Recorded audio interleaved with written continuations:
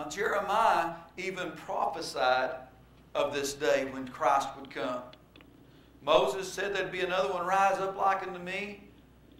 We get into the New Testament and we find out about what the New Testament says about Jesus Christ.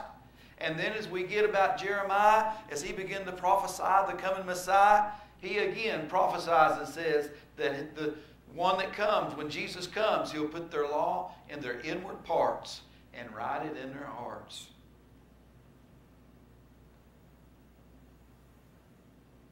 Now, I've been told that if you take the prophecies of Jesus coming and what he would take place, that the odds of the prophets getting everything right is about equivalent to this Boeing 747 in the junk pile coming together all by itself.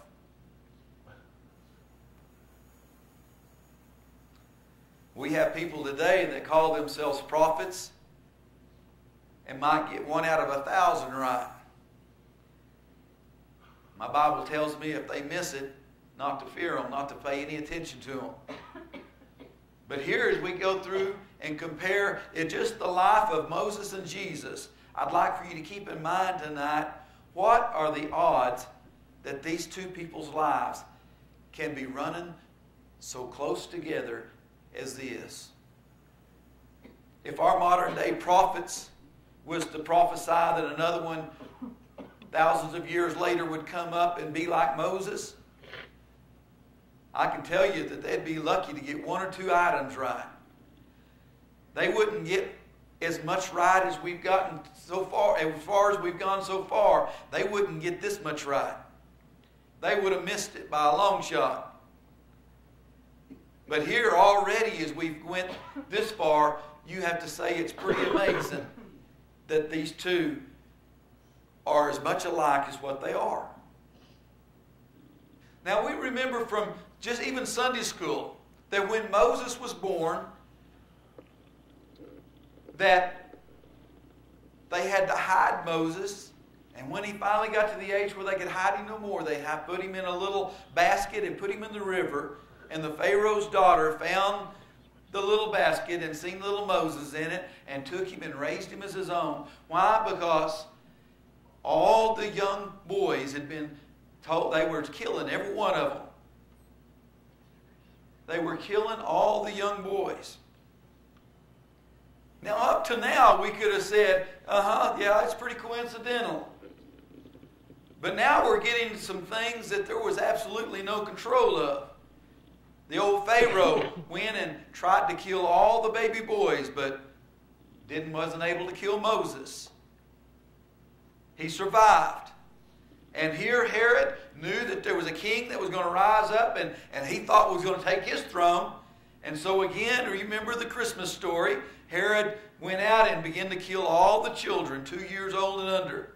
Now there's a lot of messed up things there, and we teach it oftentimes in churches about Christmas and the little baby in the manger, and Herod's trying to kill the baby in the manger. But Herod went and tried to kill every baby from 2 years old and under, because by the time the wise men traveled to see Jesus, traveled back to tell Herod about it, and all this traveling, there was a period of about 2 years' time that's in there, and they wasn't still at the manger scene. But he tried to kill every child under the age of 2 years old, just like Moses. Now Moses went, and as he began to watch his Hebrew children that were out, his brothers and kin folks that were there, he was being raised up in the Pharaoh's house. He had all the luxuries that life could afford him. But he knew down in his heart, because his mother had come in and had been able to teach him as he grew up, and he knew all about his heritage and who he really was. And one day he was out and watching, and there was some of his fellow brethren that was being mistreated because they were slaves. They had the whips to their backs.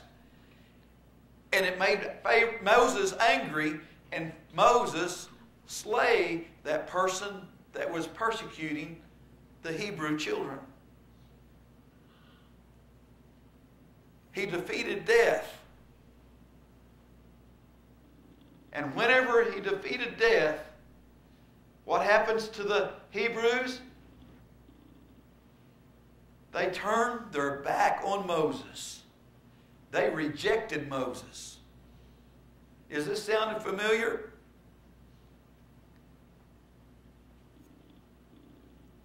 For years, I could never understand. Well, man, Moses was simply taking up for them, trying to help them. And here the Hebrew children turn their back on him. Why did they do that? Never did I realize that Moses was a prophet just like Jesus. And when Jesus defeated death, they turned their back on him also. Here we find that Moses, the first prophet, was rejected by his own.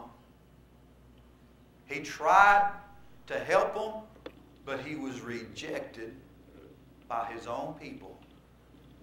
In John 1:11, we read that Jesus come into his own, and his own received him not. These two stories of these two prophets run neck and neck. But it doesn't stop here. The word finally got out on Moses, and Moses had to flee the old Pharaoh because Pharaoh was going to take his life. Josephus tells of Moses and says that after Pharaoh grew attached to him, one day the king come in, and little Moses, as all little boys like to do, picked up the king's crown. And as most little boys do when daddy comes home from work, if he brings a hard hat home and takes his work boots off, their little boy will put their work boots on, put the hard hat on, and run around the house because they're like daddy. They got hard hats and work boots on.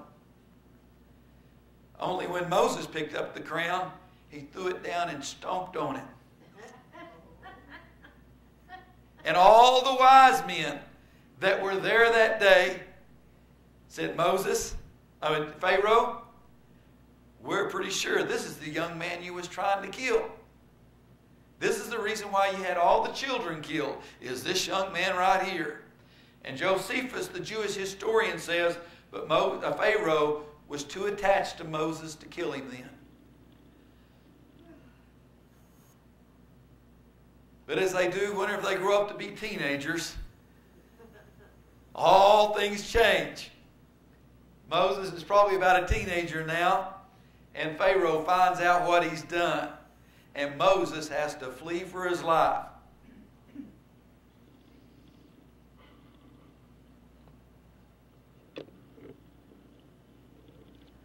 Sister Nancy, could you read Acts chapter 1 and verse 9? And when he had spoken these things while they beheld, he was taken up and could receive him out of their sight. In Acts 1, chapter 9, Jesus also was taken up, taken out. The story continues. In Acts chapter 7 and verse 23, it says, and when he was a full 40 years old, he came into his heart to visit his brethren, the children of Israel. When he was 40 years old, Moses come and visited the children of Israel. This is whenever actually he killed the man that was whipping the children of Israel, the Hebrew children. And then it goes on in Acts chapter 7 and verse 30, it says, and when 40 years were expired, there appeared to him in the wilderness of Mount Sinai an angel of the Lord in a flame of fire in a bush. 40 years later, God appears to him. That makes him 80 years old whenever he comes before Pharaoh. He fled to the wilderness when he was 40 years old after killing the Egyptian that was whipping on one of the Hebrew children. And 40 years later, Moses returns. He fled at the age of 40 and returned at the age of 80.